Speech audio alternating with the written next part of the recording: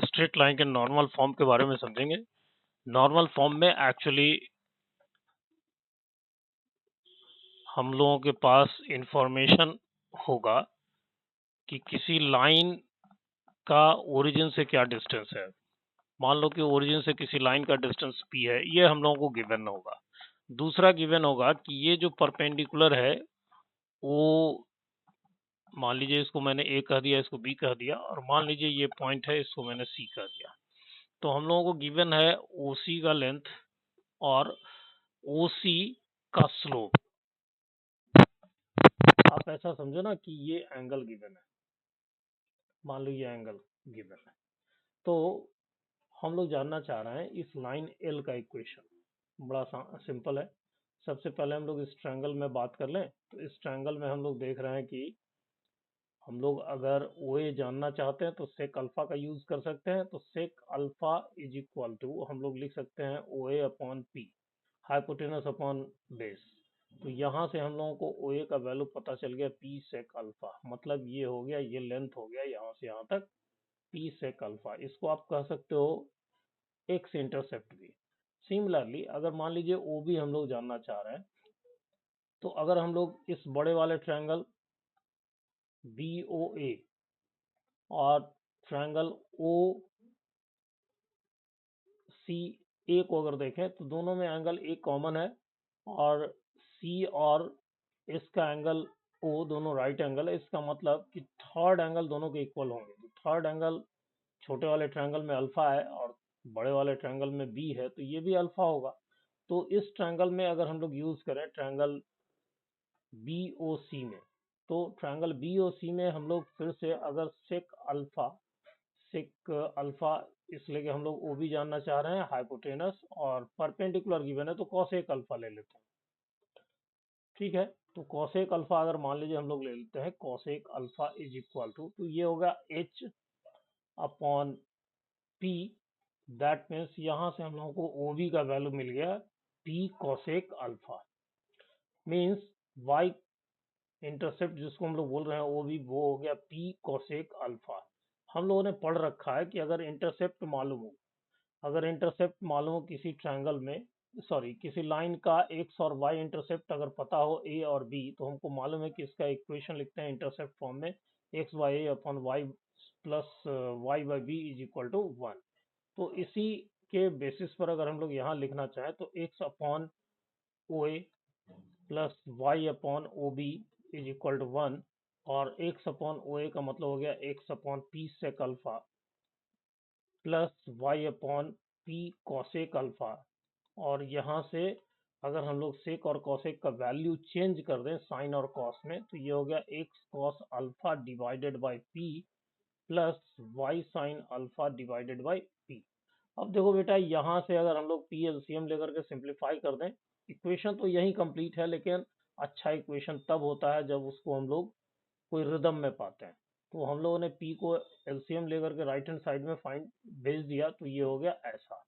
तो ये अपने पास हो गया x cos alpha plus Y sine alpha. इसमें ध्यान रहे कि हम लोगों के पास ये पता है कि पॉजिटिव एक्स से उसका एंगल क्या है। मान लीजिए कि कोई क्वेश्चन ऐसा रहे कि आपको किसी लाइन का इक्वेशन निकालना है, ये यहाँ से परपेंडिकुलर जो है इसका लेंथ 2 यूनिट है, ये 30 डिग्री है। तो इस लाइन L का इक्वेशन हम लोग सिंपली लिख सकते हैं x cos 30 degree plus Y sine 30 degree is equal to 2, और हम लोग इसमें cos 30 डिग्री और sin 30 डिग्री का वैल्यू पुट कर देंगे, तो ये इक्वेशन हमारे पास हो जाएगा। ये जो इक्वेशन है स्ट्रेट लाइन का, इसको हम लोग बोलते हैं नॉर्मल फॉर्म, इसलिए कि हम लोगों ने O से C पर परपेंडिकुलर डाला है, एक उसको नॉर्मल की ओर की तरह हम लोग देख रहे हैं। देखिए, अब हम लोग चाहते हैं एक और इंफॉर्मेशन गैदर करना, transformation of standard form into normal form. हम लोगों ने जाना है कि स्टैंडर्ड फॉर्म किसी स्ट्रेट लाइन का होता है ax plus B Y plus C is equal to 0। अगर इसको हम लोग नॉर्मल फॉर्म में लिखना चाहते हैं, तो सबसे पहले हम लोग एक ऐसे ट्रायंगल का इमेजिनेशन करें जिसमें मान लीजिए कि बेस A है, परपेंडिकुलर B है, और ये एंगल थीटा। तो ऑब्वियसली ये हाइपोटेनस जान सकते हैं पाइथागोरस से, a² प्लस बी² होगा।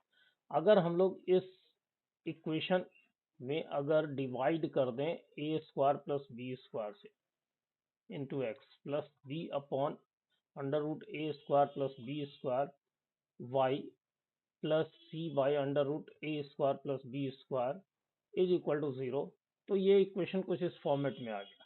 अगर हम लोग थीटा एंगल के लिए कंसीडर करें तो ये कॉस थीटा की तरह दिख सकता है, तो हम लोग इसको लिख सकते हैं x cos theta plus Y sine theta is equal to minus times c upon a square plus B square. देखिए परपेंडिकुलर डिस्टेंस, किसी भी लाइन का परपेंडिकुलर डिस्टेंस जो हम लोग लिखते हैं ये कभी निगेटिव नहीं हो सकता। ये जो p है ये ऑलवेज पॉजिटिव होगा। डिस्टेंस एक स्केलर क्वांटिटी है, तो अगर c निगेटिव है पहले से, अगर c निगेटिव हो, जैसे यहाँ अगर हम लोगों ने सपोज किया कि सी पॉजिटिव है तो ये क्वांटिटी निगेटिव हो गया, लेकिन अगर सी निगेटिव होता तो ये ऑटोमेटिकली पॉजिटिव हो जाता। कुछ भी हो हम राइट हैंड साइड में पॉजिटिव कर लेंगे। तो अगर मान लीजिए इस केस में राइट हैंड साइड में निगेटिव है तो माइनस से मल्टीप्लाई कर करके इसको हम लोग लिख सकते हैं x cos theta minus y sine theta is equal to c upon a square plus B square. ये हो जाएगा हमारा पी। ओके, इस ढंग से हम लोग किसी भी इक्वेशन को चेंज करके लिखा करें। देखिए इस पर बेस करके हम लोग कुछ क्वेश्चंस करें जिसमें हमारा जो थ्योरी पार्ट है वो कवर अप होगा। एक स्ट्रेट लाइन है, cuts off intercept O A O B on positive direction of x and y axis. Okay, तो मान लीजिए कि कोई एक स्ट्रेट लाइन है जो ओ ए और O B intercept x axis और वाई एक्सिस पर करता है। फिर उसके आगे इंफॉर्मेशन है कि this line perpendicular from O, if the perpendicular from origin O से जो परपेंडिकुलर है, makes angle pi by 6 with positive direction of y axis। Positive direction of y axis ये हुआ, इसके साथ ये pi by 6 कहने का मतलब 30 डिग्री का एंगल सबटेंड करता है। हम लोगों से area of this triangle OAB is equal to हमको प्रोवाइडेड है 98/3√3 यहाँ। तो अगर मान लीजिए हम लोगों को जानना है इसका a square minus B square का वैल्यू, तो सबसे पहले तो हमको गिवन है कि O is equal to a है और O B is equal to b है, तो पहले तो ए और बी हम लोग फाइंड करेंगे।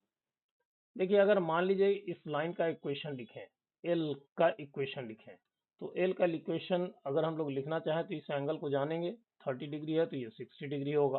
तो हम लोगों ने पढ़ा है एक्स कॉस अल्फा, तो X cos 60 degree plus Y sine alpha, तो Y sine 60 degree is equal to distance. मान लीजिए डिस्टेंस अभी हम लोगों को नहीं मालूम है, डिस्टेंस को हम लोगों ने सपोज कर लिया कि डिस्टेंस जो है वो p है। तो अगर मान लीजिए डिस्टेंस p हम लोगों ने सपोज कर रखा है तो इतना इज इक्वल टू p।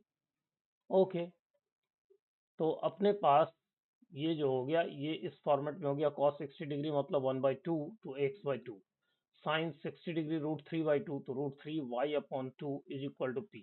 अगर इसको हम लोग इस फॉर्मेट में लिख लें x/a plus y/b is equal to 1, तो ये a और b जाना जा सकता है। तो इसके लिए हम लोग करें p से डिवाइड कर दे दोनों तरफ, तो x/2p, p से डिवाइड करके और √3 को नीचे लिख लें, तो ये हो जाए 2p/√3 इज इक्वल टू 1। ये इस फॉर्मेट का हो गया।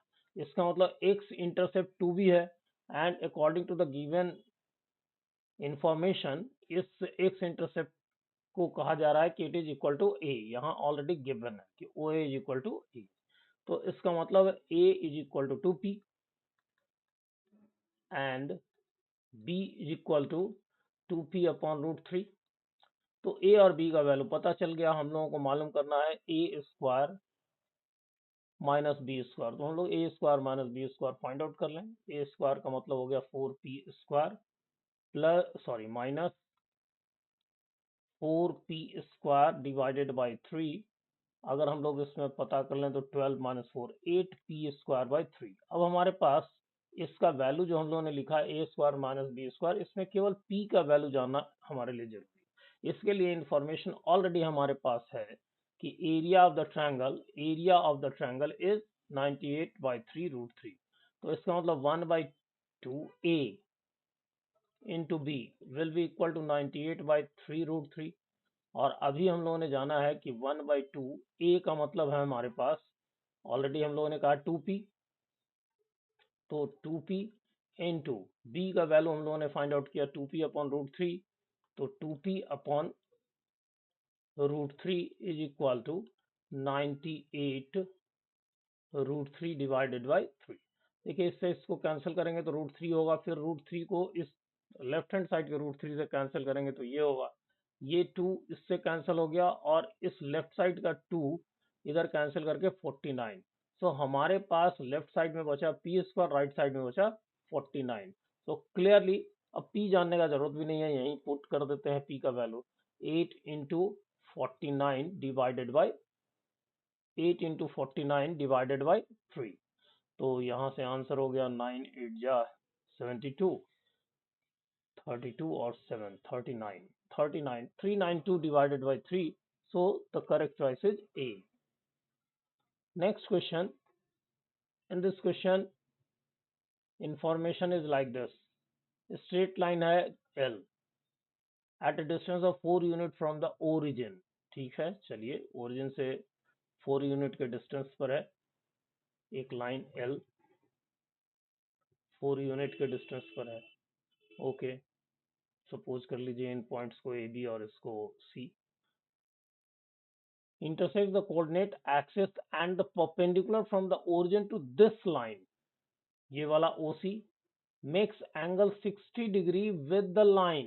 एक्स एक्सिस के साथ इसका इंफॉर्मेशन नहीं है, इसका इंफॉर्मेशन है कि एक लाइन है x प्लस वाई, मान लीजिए एक लाइन है ऐसा x plus Y is equal to 0, इसके साथ ये 60 डिग्री का एंगल बनाता है। तो हम लोग सीधा इस OC का अगर स्लोप जान जाएंगे तो ये एंगल मालूम हो जाएगा।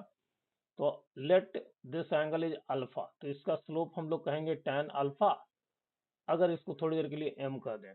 तो यहां से हम लोगों ने पढ़ा था एंगल बिटवीन टू लाइंस के बारे में कि tan theta is equal to, हम लोगों ने पढ़ा था m1 minus m2 divided by 1 plus m1 m2। तो हम लोग इसको यूज कर ले यहाँ पर, और इसके बाद हम लोग यहाँ पर लिख सकते हैं tan 60 डिग्री, इनके बीच का एंगल है 60 degree, is equal to modulus m1, चलिए m लिख लिया, माइनस m2, तो इसका स्लोप पता करना पड़ेगा। तो इसका स्लोप है हमारे पास -1, तो -1 करेंगे divided by 1 plus m into -1, so we got √3 is equal to m plus 1 divided by 1 minus m। Okay, देखिए m plus 1 is always greater than 1 minus m, so this quantity is positive quantity। तो ये quantity अगर positive quantity है तो modulus का कोई sense नहीं है, हम लोग उसको बाहर कर लें। तो ये हो गया m plus 1 by 1 minus m, हम लोगों को m जानना है सो दैट अल्फा जान सके। तो √3 minus √3m is equal to m plus 1। यहाँ से अगर हम लोग m को राइट हैंड साइड में करके कॉमन ले लें तो √3 plus 1 D is equal to 1 को लेफ्ट हैंड साइड में कर लें तो √3 माइनस 1। देखो बेटा m जो कि tan अल्फा था, इसका वैल्यू हमारे पास आ गया √3 माइनस 1 डिवाइडेड बाई √3 प्लस 1। हमारे पास जो इक्वेशन लिखना चाहते हैं, इस इक्वेशन को लिखने का हमारे पास तरीका है x cos alpha plus y sin alpha is equal to distance 4। तो cos अल्फा sin अल्फा जानेंगे, जब tan अल्फा पता है तो cos अल्फा sin अल्फा हम लोग इजीली फाइंड कर सकते हैं। मान लो कि यही एंगल अल्फा है, तो cos अल्फा tan अल्फा से अगर हम लोग पता करना चाहें तो √3 माइनस 1, ये हो गया √3 प्लस 1। अगर हम लोग इसके अंदर में लिखेंगे पाइथागोरस थ्योरम यूज करके तो a square plus B square, मतलब a माइनस बी का होल स्क्वायर पहले लिख लें, तो -2 √3, फिर प्लस हम लोग लिखें बी स्क्वायर, इसका whole square a plus B whole square, तो 3 प्लस 1 प्लस 2 √3, कैंसिलेशन के बाद ये बचा 8, मतलब 2 √2। अब तो सब कुछ पता ही है, यहाँ से अब हम लोग इसका इक्वेशन लिख सकते हैं, इस इक्वेशन को लिख सकते हैं। therefore equation of the line is x cos alpha plus y sin alpha. ठीक है, तो L जो हो गया वो हो गया x cos alpha, x cos alpha, cos alpha मतलब √3 plus 1 by 2 √2 plus y sin alpha, sin alpha means √3 minus 1 divided by 2 √2 is equal to जो परपेंडिकुलर डिस्टेंस था वो 4 यूनिट था, तो इज इक्वल टू 4। सिंप्लीफाई करके इसको लिख सकते हैं √3 plus 1 X plus √3 minus 1 Y is equal to 8 √3। So this is the equation of the line L. √3 plus 1x, √3 plus 1x, B choice, √3 minus 1y is equal to a √2, 8 √2. So this is the correct choice. And the last question of this lot is the straight line. एक straight line का equation हमको provided है. Length of perpendicular from origin भी provided है. नहीं, provided नहीं है. Origin to this line and slope of the perpendicular ये हम लोगों को मालूम करना है कि कोई एक स्ट्रेट लाइन है, मान लीजिए कोई एक स्ट्रेट लाइन है जिसका इक्वेशन गिवन है 8x minus 15y plus 51 is equal to 0। तो हमको मालूम क्या क्या करना है, परपेंडिकुलर डिस्टेंस फ्रॉम ओरिजिन पता करना है, ठीक है। चलिए इसके बाद हमको स्लोप भी पता करना है, स्लोप ऑफ द परपेंडिकुलर। मान लीजिए कि ओरिजिन यहाँ है, तो यहाँ से ये डिस्टेंस पता करना है हमको, और इसका ये जो OC हुआ, OC का हम लोगों को स्लोप पता करना है, ठीक है। स्लोप ऑफ OC पता करना है, MOC। ओके, तो सबसे पहला काम ये करें कि हम लोग इसको सीधे नॉर्मल फॉर्म में कन्वर्ट कर दें, दोनों इन्फॉर्मेशन इजीली मिल जाएगा। तो पहले हमारे पास जो है इक्वेशन उसको नॉर्मल फॉर्म में कन्वर्ट करते हैं। 8x minus 15y plus 51 is equal to 0।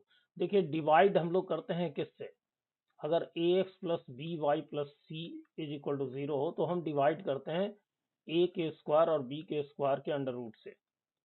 तो कन्वर्जन के लिए यही काम करें, यहाँ पर अगर हम कन्वर्ट करेंगे तो हमको डिवाइड करना पड़ेगा 8 के स्क्वायर प्लस माइनस 15 के स्क्वायर से, जो हो गया 64 प्लस 225 इज इक्वल टू 289, जो कि 17 का स्क्वायर है। मतलब अगर हम गिवन इक्वेशन को, जो हमारे पास है, मैं इसको रीराइट कर रहा हूँ, गिवन इक्वेशन है हमारे पास 8x minus 15y plus 51 is equal to 0। अगर हम लोग 17 से डिवाइड कर दें तो इसको हम लोग नॉर्मल फॉर्म में लिख सकते हैं।